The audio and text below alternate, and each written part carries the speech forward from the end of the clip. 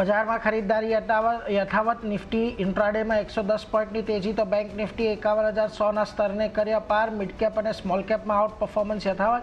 India weeks 6.5% ઉપર. આજે મોટાભાગના બીએસસી ઇન્ડેક્સમાં જોવા મળી ખરીદદારી. સરકારી કંપનીઓ, ઓઇલ એન્ડ ગેસ, એનર્જી તેમજ રિયલ્ટી શેર્સમાં 1.5%થી વધુની ખરીદદારી સાથેનો કારોબાર. તો સામે પક્ષે આઈટીમાં થોડું દબાણ. ફાઇનાન્શિયલ શેર્સમાં સારી ખરીદદારી. પુનાવાલા ફિનકોર્પ લગભગ 4% વધીને ફ્યુચર્સમાં ટોપ ગેનર બન્યો. મોર્ગન સ્ટેનલીના તેજીના અહેવાલથી મણ્ણપુરમ લગભગ 2.5% મજબૂત, જ્યારે પાવર ફાઇનાન્સમાં ઈરડા લગભગ 4% વધ્યો. નવા સેબીના ચેરમેન તુહિનકાંત પાંડેની અધ્યક્ષતામાં આજે સેબી બોર્ડની મહત્વની બેઠક. એફપીઆઈના ડિસ્ક્લોઝર નિયમ થઈ શકે છે સરળ, સાથે જ રિસર્ચ એનાલિસ્ટના ફીસ પર પણ રાહત સંભવ.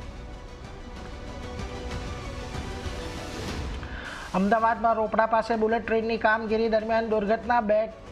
ક્રેન તૂટી પડતા 2 લોકો ઇજાગ્રસ્ત. વટવા અમદાવાદ વચ્ચે ડાઉન લાઇનના ટ્રેન વ્યવહાર પર અસર.